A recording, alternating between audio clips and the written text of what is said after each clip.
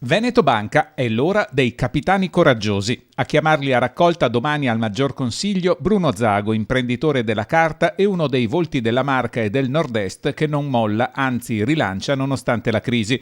Dopo i conti che non tornano, 4 presidenze in meno di 2 anni e soprattutto il crollo verticale delle azioni da 39 euro a 10 centesimi, per Zago è il momento della riscossa, una risalita sulla quale sta lavorando da tempo, sicuramente da quando il verdetto dei mercati è stato pro-Atlante, con la probabile cancellazione di ogni possibile banca veneta. Ed è da lì, dall'orgoglio del territorio, che Zago vuole ripartire. Prendiamola, miliardo di euro, è vero che sono tanti soldi, ma è anche vero che i veneti sono in tanti, i veneti sono lavoratori, poi c'è anche qualcosa che viene da fuori del Veneto, poi credo che Veneto Banca valga molto di più di 1 miliardo di euro. L'obiettivo è ambizioso, 500 milioni di euro più uno.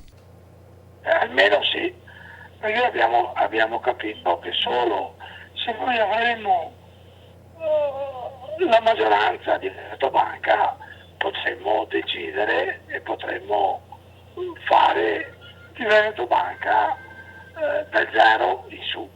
Zago che non lesina critiche non solo alle passate ma anche all'attuale dirigenza. Abbiamo visto che in quasi 2 anni di gestione nuova Veneto Banca non ha cambiato assolutamente le cose, anzi sta continuando a dire che la banca è morta, la banca è debole, la banca non ha più speranze. Per Zago no, più che speranze c'è una realtà che vale di più di quanto sembri e non solo in termini di numeri, ma di Banca Veneta per i veneti. Ecco perché domani per Zago può iniziare una nuova Veneto Banca. Domani diciamo che è l'inizio e poi si proseguirà con tutti grandi, piccoli, medi e chiunque voglia avvicinarsi all'azionariato di Veneto